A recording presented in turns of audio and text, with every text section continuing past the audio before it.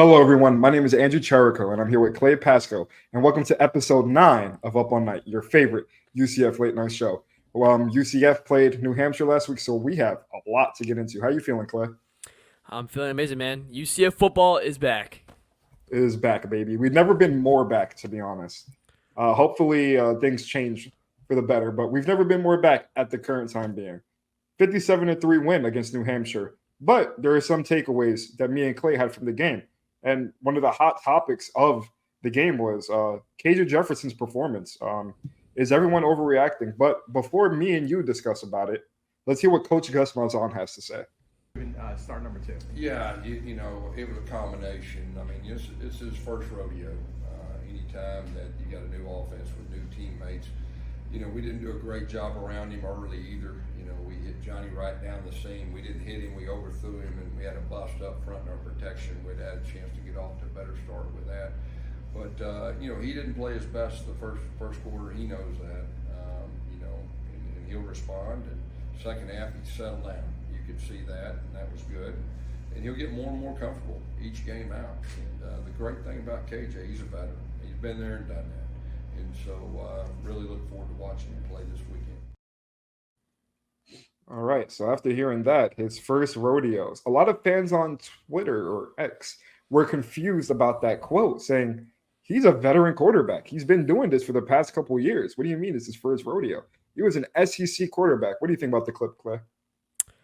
Yeah, no, it's strange way for Gus to phrase that. I feel like, and it's just I feel like unnecessarily like boiling the whole Q quarterback argument, with Ja'Cory Brown. But yeah, no, it's not his first rodeo. And something I'll bring up later though is that KJ Jefferson had a very similar performance to this game when they played Rice in 2021.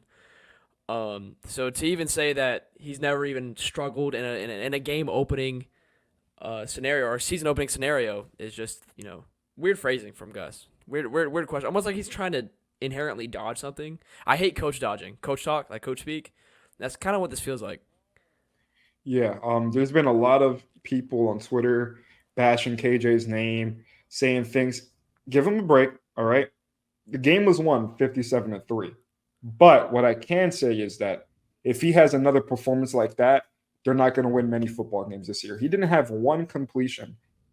He had one completion throughout the first quarter. And that was a 6-yard dump to RJ Harvey, I believe. So definitely not a good performance, and he's going to need to be better. But in the second half as well, it was some people say he got more comfortable, but from my interpretation, a lot of the passes he made were designed to be wide open plays. He didn't really make any like tough throws, in my opinion, in the game, except for the 150-50 ball to Kobe Hudson down the sideline. Other than that, it was a lot of easy dink and dunks, taking it 50 yards on the catch and run. So I definitely do want to see more, how can I say, passes over the middle, stuff that he actually has to scan the field, get it in there. I don't want to see the little screen pass go for 50 yards again, because something that they're going to do against New Hampshire and Sam Houston aren't going to be able to do against TCU or Colorado. So that's not happening. So you definitely need to see some better, harder passes made by KJ Jefferson.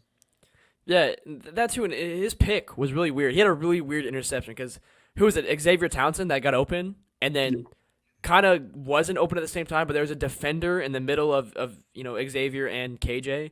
And KJ probably could have lobbed it up over the defender and hit Xavier Townsend, but like he didn't. He just threw it straight to the defender and got it picked off. I don't know what KJ was thinking there. That. Before we move But on to the next topic, I do have to say one of the observations I made was that KJ Jefferson in this game, it was either sailing the ball or it was throwing it directly into the dirt. And the one time he didn't do that was the interception right into the defender's chest, which I was like, what's going on? A lot of people overreacting. I do think give him a chance versus Sam Houston. If he goes into Sam Houston, looks like a completely different person, we're back. We're good. Second best team in Florida, maybe even the best team coming in soon. But if you go into Sam Houston and see a similar performance against New Hampshire, then things are really going to have to start getting real soon. And one final thing, he's kind of an ugly passer. Like he doesn't throw nice balls at all. Even like when they're caught, they're just terrible. They look horrible. They look like if you go back and watch like Jameis Winston's like first year on the Bucks, same thing. Ugly passes. They get. I mean, they're catchable, but just the form is terrible. Like the ball's like lobbed into the air almost. It's weird to watch. Hey, the one thing I can say is what Gus was saying, I truly hope it was the nerves. That's it. But topic 2 of the day. Can UCF have the best running back room in the country? What do you think, Clay? This is again one of those things that are too deepest. Yes, it's too early to tell because Ohio State. Who do they play? Akron this weekend, and they had Travion Henderson and Quinshon Judkins, which I think is pretty much inexplicably the best running back 1 and running back 2 in the country. But the deepest running back room, absolutely, I think it's probably not even debatable. I mean, 4 running backs that could easily not only start here, but start anywhere else they went. Penny Boone, Miles Montgomery, Johnny Richardson, RJ Harvey. That's 4. Have you ever heard of that? 4 starting caliber running backs at one single program. I don't think it's. Yeah, I don't think it's ever been done before. At this caliber, at the Power 4 level, and I think in terms of depth, unless you say depth is the same as best, then yeah, absolutely, I agree that this is the best running back room in the country. I mean, 1 touchdown per running back. I think every single running back had a 40+ yard run and or touchdown. Yeah, they all running backs had a touchdown. There wasn't a rushing touchdown. They at least had a passing touchdown and at least 40 yards on the day. That's correct. But yeah, you ever seen that meme where it's just like the dragon who's looking straight, and then the dragon who has a side eye, and then the dragon who looks all silly and dumb? Yeah. Just imagine that, but 4 dragons looking straight at you. That's this UCF running back room, all right? There's no clowns. There's no goofballs on this running back room. Like Clay said, these guys are potential starters at other Power 4 schools, wherever they want to go. RJ, obviously, the leading of the stable, but you have a guy like Miles Montgomery who coaches were raving about during camp. They're saying this guy's having the best camp out of all the running backs, and you see why. He came in and absolutely dominated. And not only that, this is only Montgomery's junior year. We might have him for another year.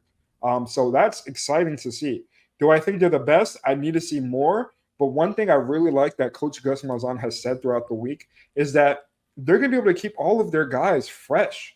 These guys aren't going to be worn out by week 8, week 9. These guys are going to be full energy. They're full stamina bar on NCAA.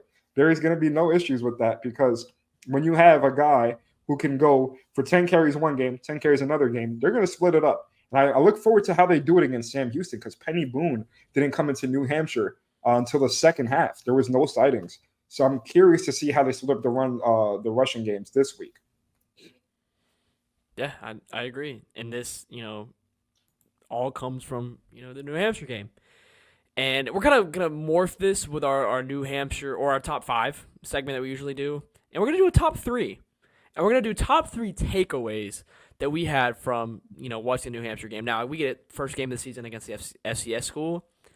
A lot of these takes might not have merit. We get that. We understand that. Problem is, we don't care. We have some takeaways regardless. We do not care. We do not care. Now, Andrew, I don't know if I really thought about this as well as you did, so I'm going to let you go first, and I'll piggyback. All right. Well, one of the main things that I liked was the UCF D-back room. I mean, having a guy like Braden Marshall, and I know Deshaun Pace technically isn't D-back, but he can play all over the field.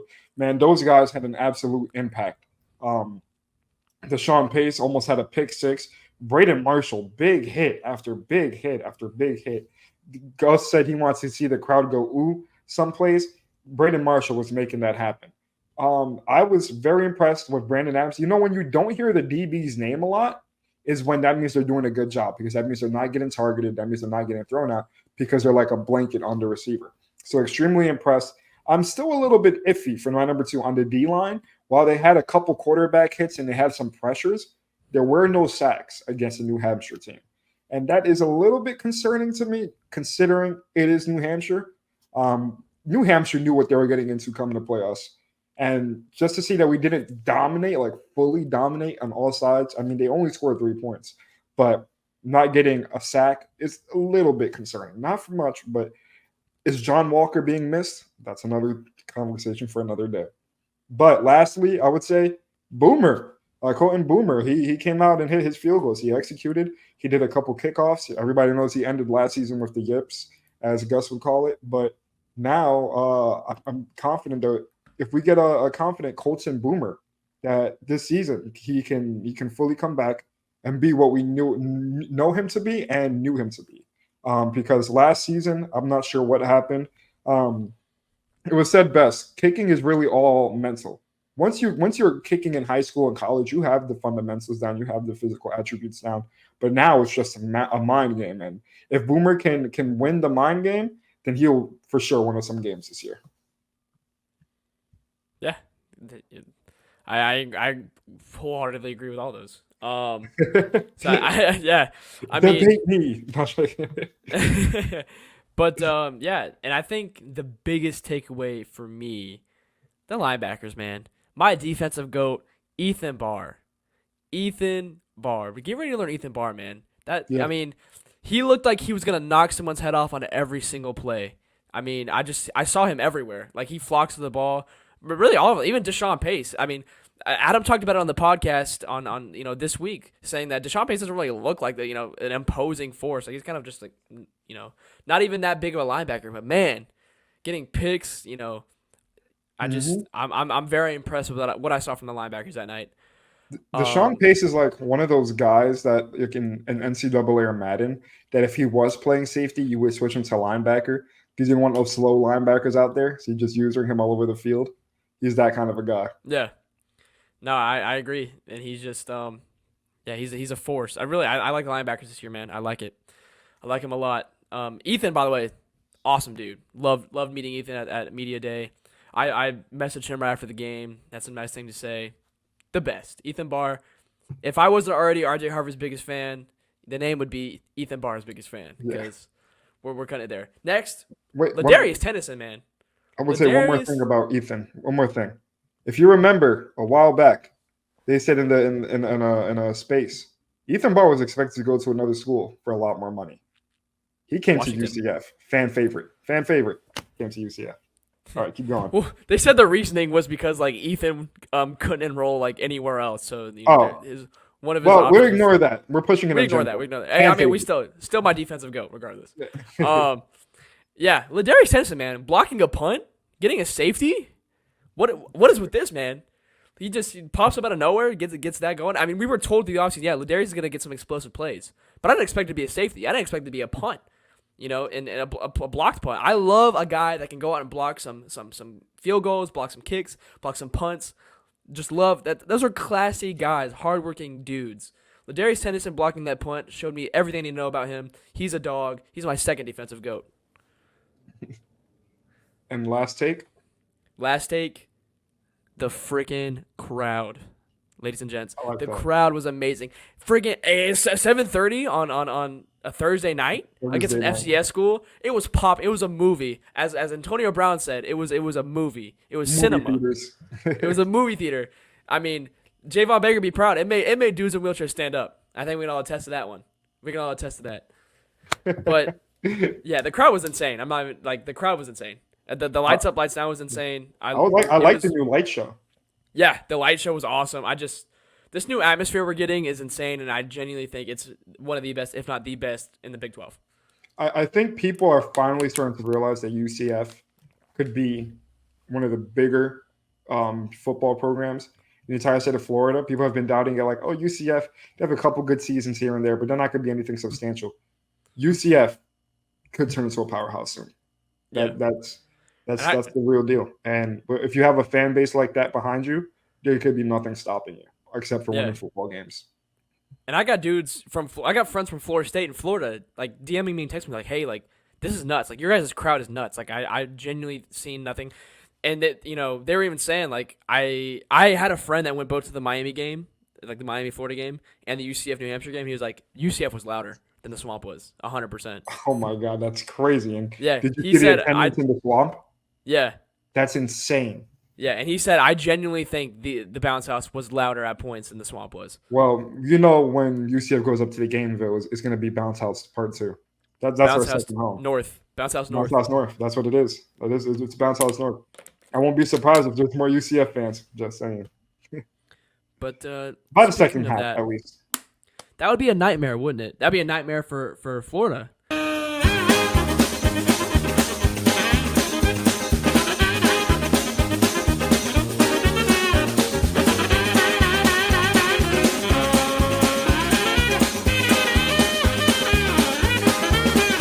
If that happened. But we have our nightmare from this week, Clay. What do we got? We have many nightmares now. The Florida State Seminoles, man, that is our weekly nightmare. Just the program itself, not even the game, not even a single player.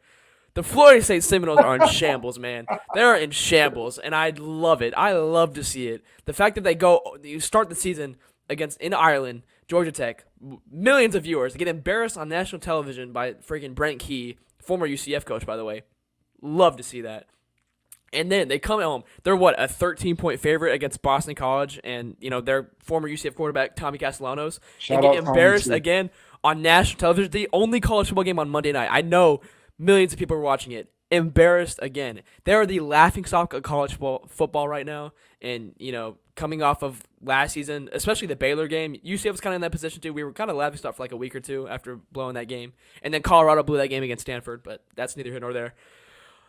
But it's just I love to see it, and especially coming off a 13-0 season, and then trying to say that UCF, we were kind of like, hey, that was like us. We went 13-0, got left out of the playoff, but we still came back and won the bowl game against Auburn. FSU didn't even try, and then again we responded to that season by going undefeated again.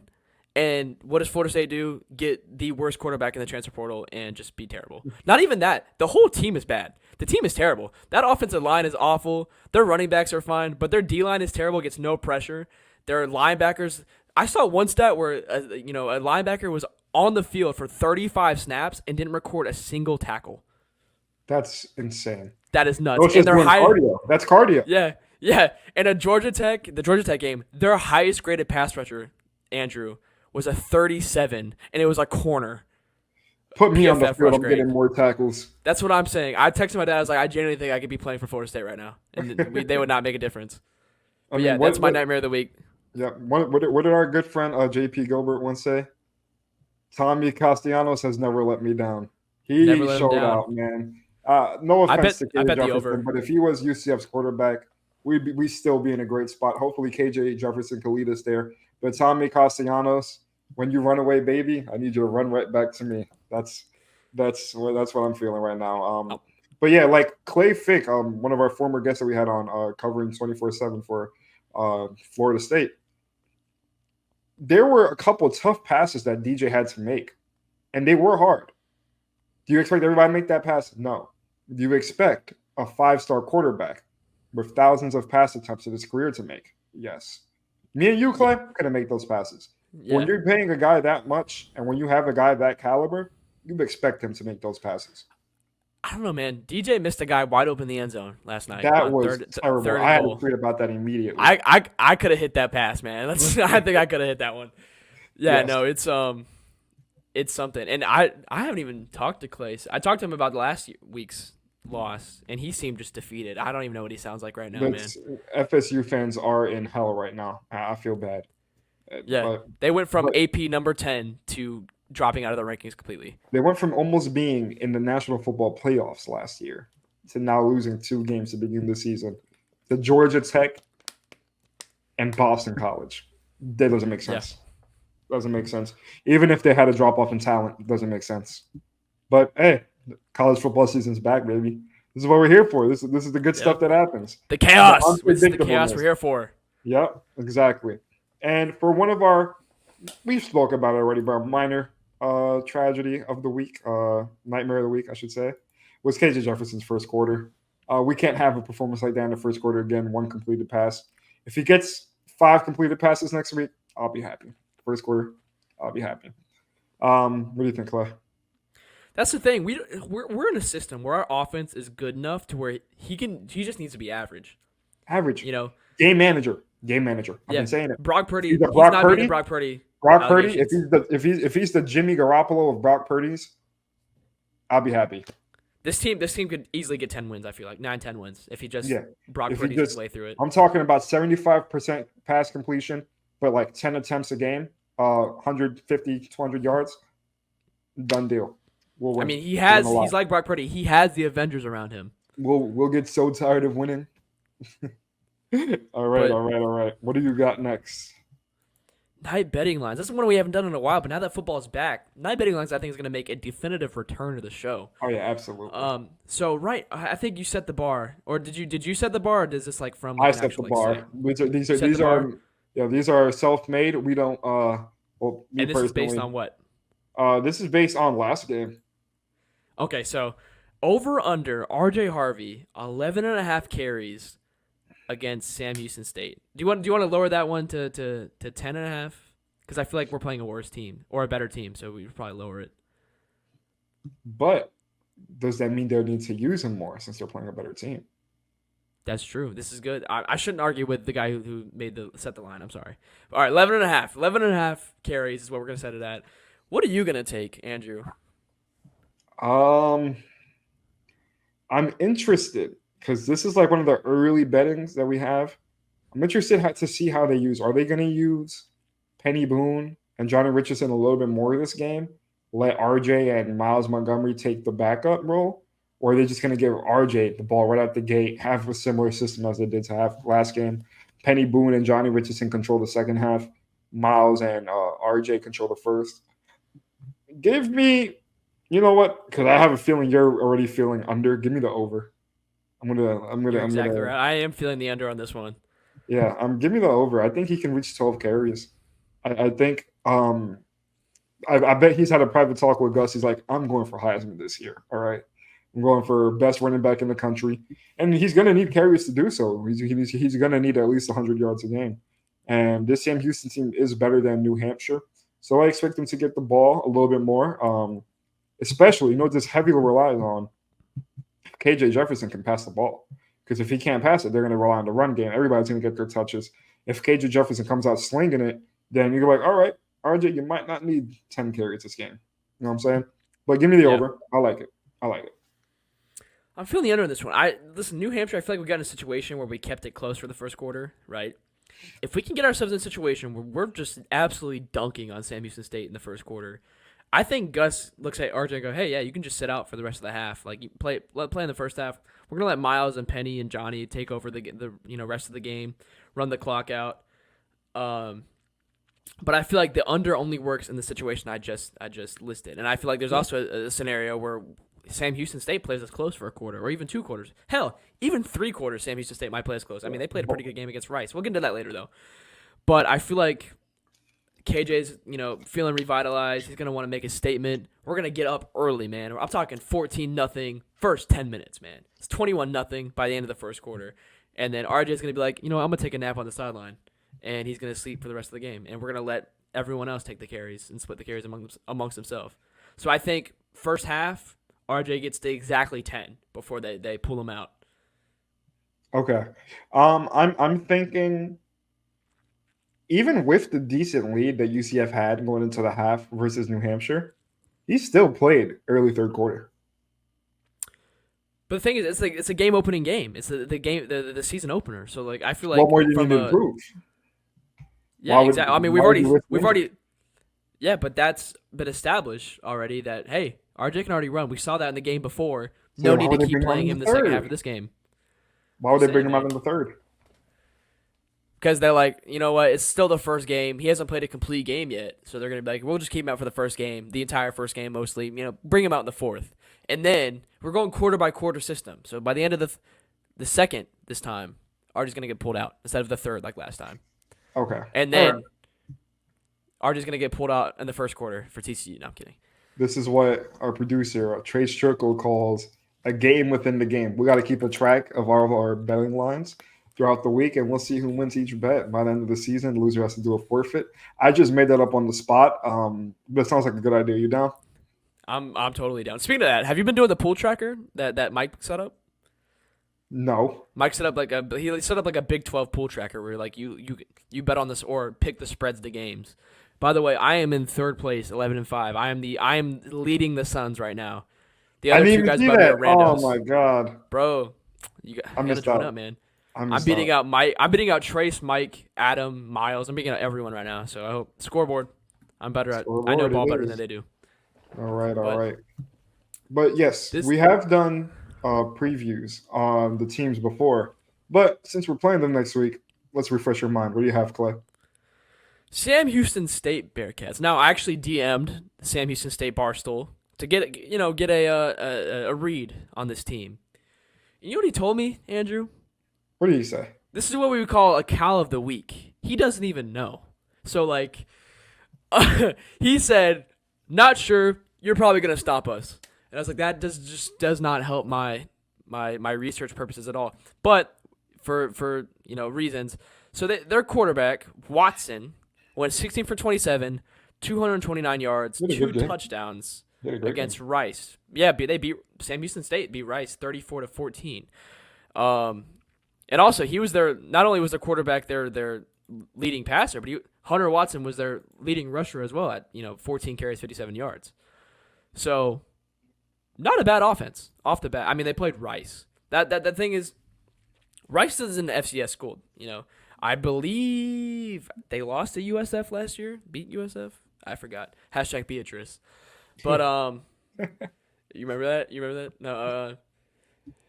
But I don't know what to make of this team. There's a very good chance that Sam Houston State, plays a competitive game. In fact, I would be willing to bet on it. I put the spread is what, -17.5 or -14. I don't know. I bet the plus on Sam Houston State. I think they're going to keep it close. I would not be surprised if this game got out of hand. At some point, second and third quarter. I believe we win, but I also believe that Sam Houston State is going to come here to play.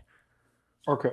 I like that. I would say a lot of people – I made a post on Twitter saying that this Sam Houston team is going to expose UCF's weaknesses more than New Hampshire did.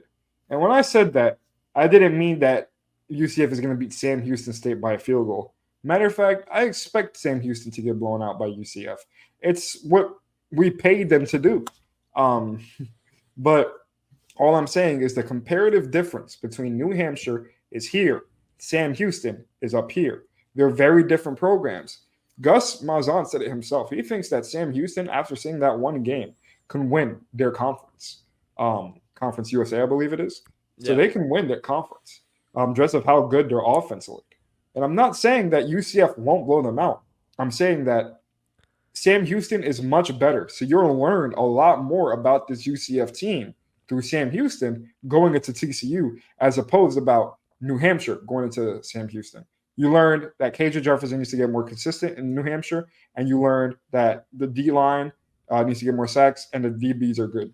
Sam Houston, you're going to learn about, is the O-line as good as people have been saying it has been, and the improvements? Can KJ Jefferson finally get the ball out quickly and accurately? Is the running back room going to be as good as people expect it to be? You're going to learn those things a little bit better because it's a better comparison and competition. The best learning lesson you're going to get is TCU on the road week 1. That's a key game right there. But going into TCU, you'll have more of an idea after playing Sam Houston as opposed to the idea we have of the team right now. Yeah, and I was watching the highlights too, and Rice just didn't look that good. And I saw a lot of kind of ways to expose Sam Houston's. Like, that one's terrible. Like, watching that game film, I feel like that Shannon Sharp video where he's like, I got the collard greens right here, the turkey, the ribs, And, and I was like, that's what I felt like watching those highlights. I was like, UCF, we absolutely should eat here, and if KJ improves, then yeah, we'll blow him out. Yeah, it all lays in the hands of KJ Jefferson, man. But we do have a quick fan of the week. It was recently announced that the UCF team will be visiting the Arnold Palmer Children's Hospital, and where the kids there made decals for the helmets for the game for Sam Houston. So be on the lookout for that because they're awesome, and we support all those kids going through their struggles as everybody has to support them. So yeah, that's our fan of the week, all the kids at the Arnold Palmer Children's Hospital. But before we end, we have some news. UCF men's soccer recently drew, and this is as of Wednesday, drew Wake Forest in a 1-1 matchup. Luca Dorado, their standout forward, injured his right leg and there's no update as of right now. And UCF women's soccer beat the number 24 ranked Georgia team 2-0. So that at home. So that was a very impressive win. And soccer is becoming very impressive here at UCF. Almost number one for a few weeks last year, and then beating ranked teams for women's soccer on this end. Soccer is definitely going to up and up here. But that's your news update for the week. Yeah, a lot of cool stuff happening here around the kingdom. But anyways, I'm feeling a little tired, Andrew. Are you feeling tired? Quick episode today. Definitely feeling a little bit out of it. Had a big meal before I started shooting this, so definitely gonna take a quick nap after this. Yeah, I'm probably gonna go hit the sack right after this too. But anyways, I'm tired. You're tired. We've officially been up all night. Good night, everyone. Have a good night, everybody.